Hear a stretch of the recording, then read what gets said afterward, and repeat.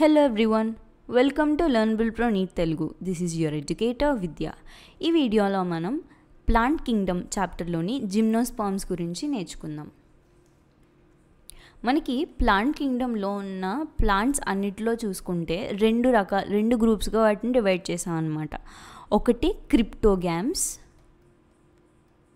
రెండోది ఫెనెరోగ్యామ్స్ అని డివైడ్ చేశారు. అయితే ఈ క్రిప్టోగ్యామ్స్ అంటే సీడ్లెస్ అని అర్థం అన్నమాట. సో సీడ్లెస్ ప్లాంట్స్ని మనం క్రిప్టోగ్యామ్స్ అని పిలుస్తాం. సో ఈ క్రిప్టోగ్యామ్స్లోకి ఏమేమి వస్తాయి అంటే ఆల్గే, బ్రయోఫైట్స్ అండ్ టెరిడోఫైట్స్, ఇవన్నీ కూడా క్రిప్టోగ్యామ్స్లోకి వస్తాయి. అండ్ ఫెనెరోగ్యామ్స్లోకి ఏంటంటే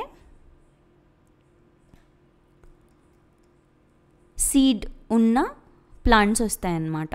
సీడ్స్ ఉన్న గ్రూప్ అంటే ఏంటి? జిమ్నోస్పర్మ్స్, యాంజియోస్పర్మ్స్, ఇవన్నీ కూడా ఫెనెరోగ్యామ్స్లోకి వస్తాయి. అయితే ఇప్పుడు ఈ జిమ్నోస్పర్మ్ అనేది ఫెనెరోగ్యామ్ అన్నమాట. ఆల్సో వీటిని మనం యాంజియోస్పర్మ్స్ని స్పర్మటోఫైటా అని పిలుస్తాం. అండ్ జిమ్నోస్పర్మ్స్లో ఏంటంటే జిమ్నోస్ అంటే నేకెడ్ అండ్ స్పర్మా అంటే సీడ్స్. బోత్ జిమ్నోస్పర్మ్స్లో అండ్ ఆల్సో యాంజియోస్పర్మ్స్లో కూడా సీడ్స్ ఉంటాయి. కానీ జిమ్నోస్పర్మ్స్లో ఉన్న సీడ్స్ అనేవి ఏంటంటే నేకెడ్ సీడ్స్ అనమాట. అంటే వీటిలో ఎలాంటి ఫ్రూట్ ఉండదు. జనరల్గా మనం బయట చూసే వాటిలో ఏంటి, యాంజియోస్పర్మ్స్లో వాటన్నిటిలో ఏంటంటే ఫ్రూట్ లోపల సీడ్స్ ఉంటాయి. బట్ జిమ్నోస్పర్మ్స్లో మాత్రం ఎలాంటి ఫ్రూట్ ఉండదు. సో వాటిలోనే సీడ్స్ అనేవి బయటకు ఉంటాయి అన్నమాట. అందుకే మనం వాటిని నేకెడ్ సీడ్స్ అంటాం. అయితే అండ్ ఆల్సో వీటిల్లో ఫ్రూట్స్ ఉండవు, దాంతోపాటు ఫ్లవర్స్ కూడా ఉండవు అన్నమాట. అందుకే వీటిని మనం నాన్ ఫ్లవరింగ్ ప్లాంట్స్ అని పిలుస్తాం. వీటిలోని ఓవ్యూల్స్ అనేవి ఎలాంటి ఓవరీ వాల్తో కవర్ అయి ఉండదు, నేకెడ్గా ఉంటాయి. బిఫోర్ ఫర్టిలైజేషన్ ఎలాంటి కవర్ ఉండదు, ఆఫ్టర్ ఫర్టిలైజేషన్ తర్వాత కూడా ఎన్క్లోజ్ అయి ఉండవు అన్నమాట. అయితే అందుకే నేకెడ్ సీడ్స్ కనిపిస్తాయి వీటిల్లో. అండ్ జిమ్నోస్పర్మ్స్లో సైజ్ చూసుకున్నట్లయితే ఇవి మీడియం సైజ్ ట్రీస్ ఉండొచ్చు, లేదంటే టాల్ ట్రీస్, షర్బ్స్ కూడా మనకు కనిపించవచ్చు అనమాట జిమ్నోస్పర్మ్స్లో. అయితే ఈ జిమ్నోస్పర్మ్స్లో ఒకటి టాలెస్ట్ ట్రీ ఏంటంటే జిమ్నోస్పర్మ్స్లో జైంట్ రెడ్వుడ్ ట్రీ, సికోవా అంటాం. ఇదన్నమాట జైంట్ రెడ్వుడ్ ట్రీ.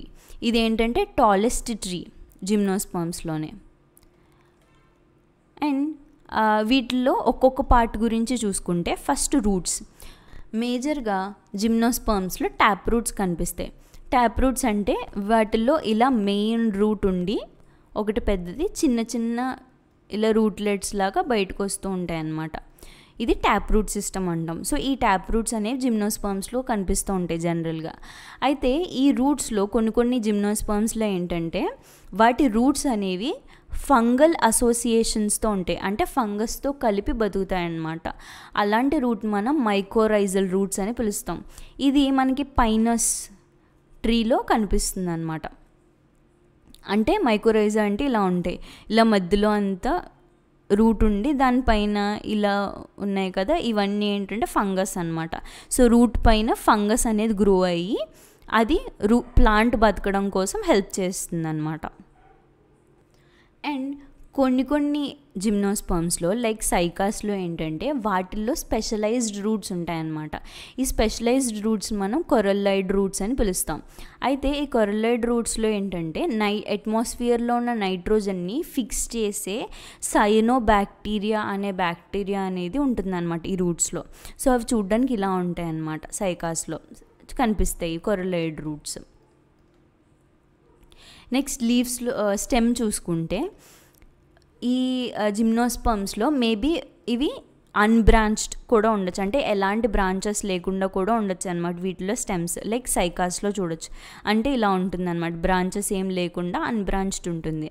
కొన్ని వాటిలో బ్రాంచెస్ కనిపిస్తాయి. ఎందులో కనిపిస్తాయి? పైనస్లో, సిడ్రస్లో, అలాంటి వాటిలో కనిపిస్తాయి అనమాట. అంటే ఇలా ఉంటాయి, ఇదేమో పైనస్, ఇది సిడ్రస్, ఈ రెండిట్లో కూడా మనకి బ్రాంచెస్ కనిపించాయి అనమాట. సో అలాగా స్టెమ్స్ ఉండొచ్చు. తర్వాత అండ్ లీవ్స్లో చూసుకుంటే లీఫ్లో ఎలా ఉంటుందని చూసుకుంటే ఇవి సింపుల్ లీవ్స్ అయినా ఉండొచ్చు, కాంపౌండ్ లీవ్స్ అయినా ఉండొచ్చు. సింపుల్ లీవ్స్ అంటే నార్మల్గా ఇలా లీఫ్ అనేది అటాచ్ అయి ఉంటుంది బ్రాంచెస్కి. లేదు అంటే కొన్ని లీవ్స్ ఇలాగా వాటిలో ఇలా అరేంజ్ అయి ఉంటాయి కదా చిన్న చిన్న లీఫ్లెట్స్. ఇది మొత్తం ఒక లీఫ్ అనుకుంటే దాని మీద చిన్న చిన్న చిన్న చిన్న లీఫ్లెట్స్ అనేవి అరేంజ్ అయి ఉంటాయి. సో అలాంటి టైప్ ఆఫ్ లీవ్స్ని మనం ఏమంటాం అంటే కాంపౌండ్ లీవ్స్ అంటాం. మేబీ ఇలా ఉండొచ్చు, లేదంటే ఇలా ఒకటే దాని మీద అరేంజ్ అయ్యి కూడా ఉండొచ్చు అనమాట, గుత్తులాగా కూడా లీవ్స్ ఉండొచ్చు అనమాట. ఇలాంటి వాటిని కాంపౌండ్ లీవ్స్ అంటాము. సో వీటిల్లో కాంపౌండ్ లీవ్స్ అయినా చూడొచ్చు, సింపుల్ లీవ్స్ అయినా కనిపిస్తాయి అన్నమాట. అయితే సైకాస్లో పిన్నేట్ లీవ్స్ కనిపిస్తాయి. పిన్నేట్ అంటే ఇలాగా ఉన్న లీవ్స్ కనిపిస్తాయి అన్నమాట. అండ్ ఇవి ఇయర్స్ దాకా కూడా పర్సిస్టెంట్గా ఉంటాయి. అండ్ జిమ్నోస్పర్మ్స్లో లీవ్స్ అనేవి ఎలా ఉంటాయంటే ఎక్స్ట్రీమ్ టెంపరేచర్స్ని, అంటే చాలా ఎక్కువ టెంపరేచర్ని, హ్యూమిడిటీని, తేమని అండ్ గాలిని తట్టుకునే విధంగా ఎక్స్ట్రీమ్ కండిషన్స్లో కూడా బతికే విధంగా ఉంటాయన్నమాట జిమ్నోస్పర్మ్స్లో. లైక్ కోనిఫర్స్ అనే టైప్ ఆఫ్ జిమ్నోస్పర్మ్స్ అంటే ఇలా ఉంటాయన్నమాట అవి.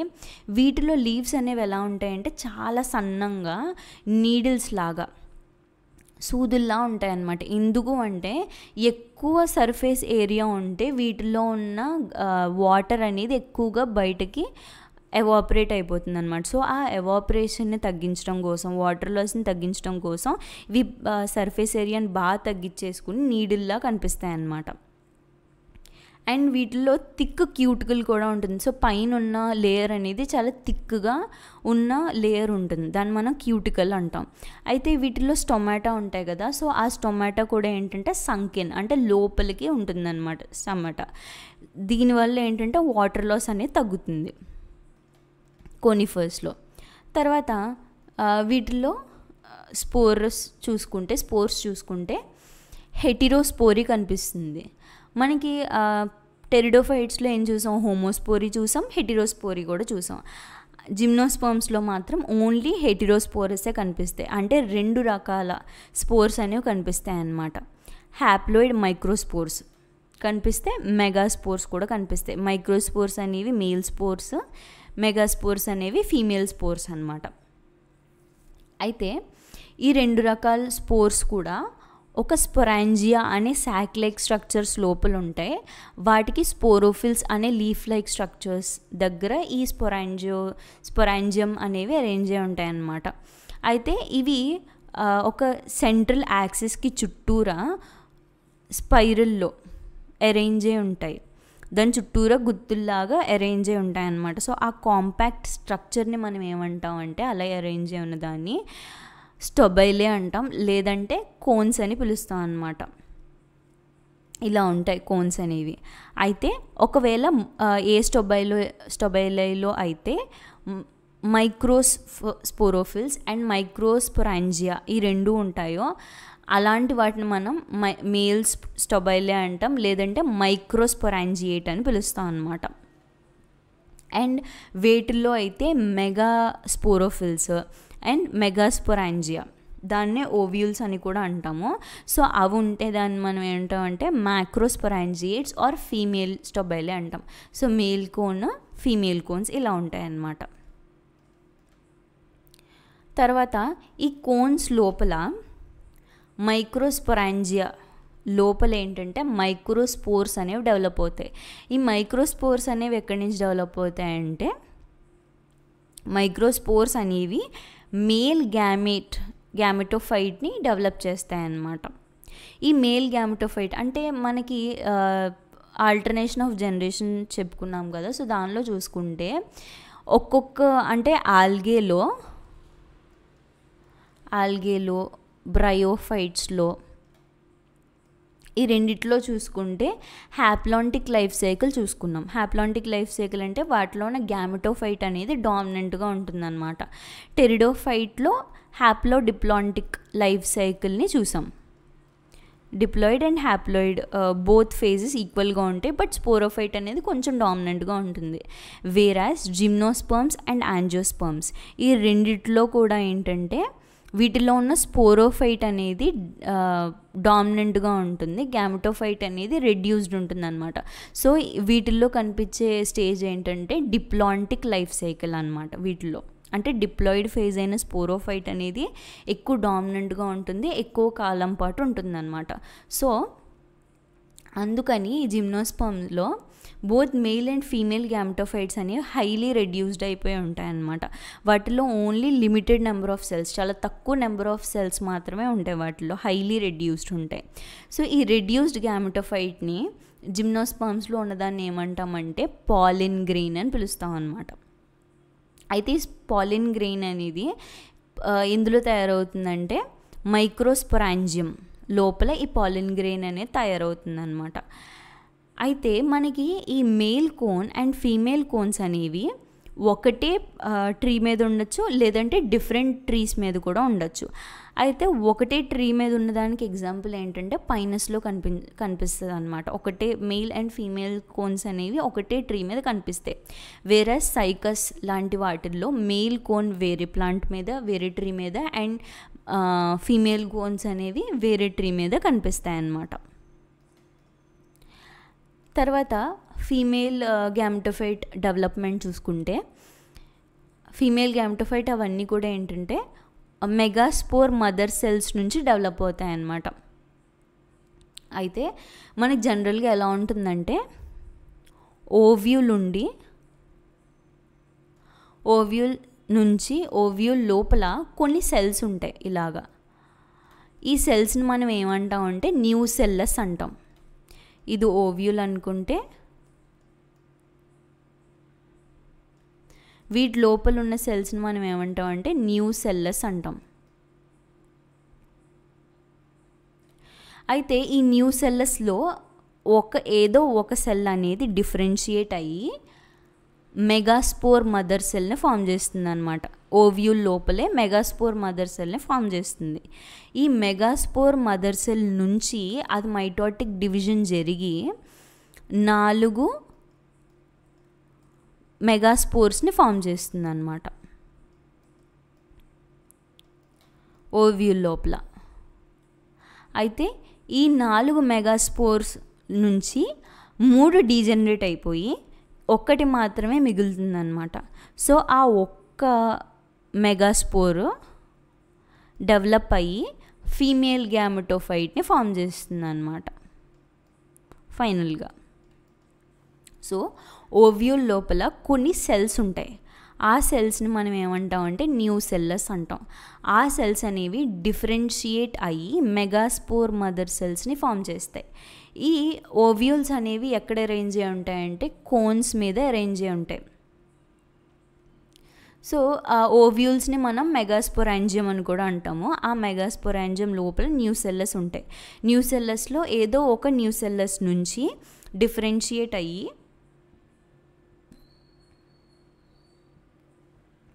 మెగాస్పోర్ మదర్ సెల్ అనేది ఫామ్ అవుతుంది.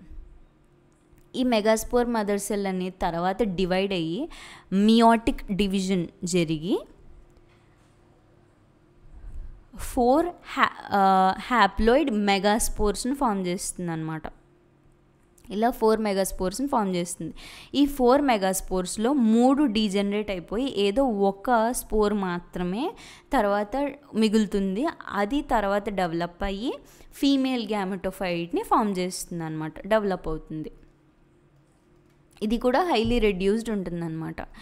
అయితే ఈ ఫీమేల్ గ్యామెటోఫైట్ లోపల మనకి సెక్స్ ఆర్గన్స్ ఉంటాయి. 2 or more, అంతకన్నా ఎక్కువ ఆర్కిగోనియా ఉంటాయి అన్నమాట. ఆర్కిగోనియా అంటే ఫీమేల్ సెక్స్ ఆర్గన్స్. అయితే ఈ ఫీమేల్ గ్యామెటోఫైట్ కూడా మనకి మెగాస్పోరాంజియం లోపలే అంటే ఓవ్యూల్ లోపలే ఉంటుందన్నమాట. డెవలప్ అయిన తర్వాత కూడా ఓవ్యూల్ లోపలే ఉంటుంది.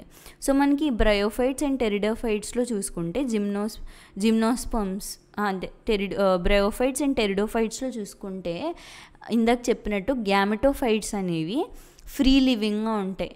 బట్ జిమ్నోస్పర్మ్స్లో చూసుకుంటే మేల్ అండ్ ఫీమేల్ గ్యామెటోఫైట్స్ రెండూ కూడా ఇండిపెండెంట్గా ఉండవన్నమాట. ఎలాంటి ఇండిపెండెంట్ ఎగ్జిస్టెన్స్ మనకి దీనిలో కనిపించదు. స్పోరోఫైట్ లోపల ఇవి కనిపిస్తాయి అన్నమాట, మేల్ అండ్ ఫీమేల్ గ్యామెటోఫైట్స్ కూడా.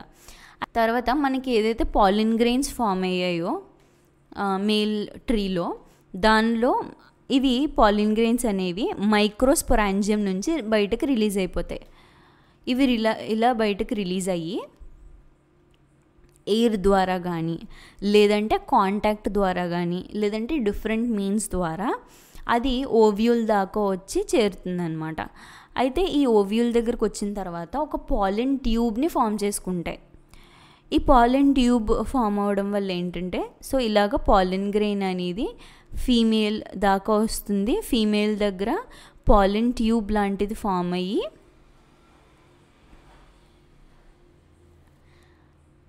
లోపలున్న ఫీమేల్ గ్యామెటోఫైట్లోకి ఈ పాలిన్ గ్రెయిన్స్ లోపల మేల్ గ్యామెట్స్ ఉంటాయి. సో ఆ మేల్ గ్యామెట్స్ని ఫీమేల్ గ్యామెట్స్తో ఫ్యూజ్ చేస్తుంది అనమాట. అలాగా ఫ్యూజ్ అయినప్పుడు అదేంటంటే జైగోట్ని ఫామ్ చేస్తుంది. ఆ జైగోట్ అనేది తర్వాత ఎంబ్రియో కింద డెవలప్ అవుతుంది. అందులో ఏదైతే ఓవ్యూల్ ఉందో మెగాస్పోరాంజియం ఓవ్యూల్ ఉందో ఆ ఓవ్యూల్ అనేది సీడ్ కింద డెవలప్ అవుతుంది అనమాట. లోపలున్న జైగోట్ అనేది ఎంబ్రియో కింద డెవలప్ అవుతుంది. అండ్ ఈ సీడ్స్ చుట్టూరా ఎలాంటి ఫ్రూట్ వాల్ కానీ ఓవరీ వాల్ కానీ కనిపించదు అనమాట. అవి కవర్ అయ్యి ఉండవు, నేకెడ్గా కనిపిస్తాయి సీడ్స్. అండ్ వీటి లైఫ్ సైకిల్ చూసుకుంటే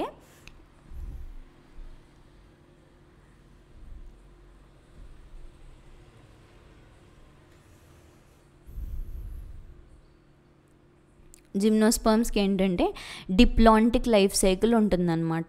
డిప్లాంటిక్ లైఫ్ సైకిల్ అంటే వీటిల్లో స్పోరోఫైటిక్ ఫేజ్ అనేది డామినెంట్గా ఉంటుంది. స్పోరోఫైటిక్ ఫేజ్ అనేది డామినెంట్గా ఉంటుంది అంటే ఎక్కువ కాలం దాకా ఈ స్పోరోఫైట్ అనేది ఉంటుందన్నమాట. గ్యామెటోఫైట్ చాలా తక్కువ కాలం బతుకుతుంది అండ్ ఆల్సో చాలా రెడ్యూస్ అయిపోయి చిన్నగా ఉంటుందన్నమాట, ఫ్రీగా కూడా ఉండదు. స్పోరోఫైట్ అనేది ఇండిపెండెంట్గా బతుకుతుంది. అయితే ఈ మెచ్యూర్డ్ స్పోరోఫైట్ మీద మేల్ స్టొబైలే ఉంటాయి, ఫీమేల్ స్టొబైలే ఉంటాయి. ఆ స్టొబైలేలో ఏంటంటే మెగాస్పోరాంజియం మైక్రోస్పోరాంజియం ఉంటాయి. ఆ మైక్రో అండ్ మెగాస్పోరాంజియం లోపల microspore mother cells megaspore mother cells ఉంటాయి. అవి మైటోటిక్ డివిజన్ జరిగి మేల్ గ్యామెటోఫైట్ని ఫీమేల్ గ్యామెటోఫైట్ని ఫామ్ చేస్తాయి. ఈ రెండు కూడా ఏంటంటే డిప్లాయిడ్ ఫేజ్. సో ఆ microspore mother cell and megaspore mother cell దాకా అవి డిప్లాయిడ్ స్ట్రక్చర్స్. ఆ తర్వాత మియోసిస్ జరిగిన తర్వాత వచ్చే గ్యామెటోఫైట్స్ అనేవి ఏంటంటే హ్యాప్లాయిడ్ స్ట్రక్చర్స్ అనమాట. ఈ హ్యాప్లాయిడ్ స్ట్రక్చర్స్ లోపల పాలిన్ గ్రెయిన్స్ తయారవుతాయి, పాలిన్స్ వస్తాయి మేల్లో అయితే. అండ్ ఫీమేల్లో అయితే ఫీమేల్ గ్యామెట్స్ ఉంటాయి అన్నమాట. సో ఈ రెండు కూడా ఫ్యూజ్ అయ్యి ఫర్టిలైజేషన్ జరిగి జైగోట్ని ఫామ్ చేస్తాయి. ఈ జైగోట్ అనేది తర్వాత జైగోట్ అనేది మళ్ళీ డిప్లాయిడ్ స్ట్రక్చర్ అనమాట. ఓన్లీ గ్యామెటోఫైట్స్ ఫామ్ అయ్యి గ్యామెట్స్ ఫామ్ అయ్యి రెండు ఫ్యూజ్ అయ్యేదాకా మాత్రమే హ్యాప్లాయిడ్ స్ట్రక్చర్ ఉంది.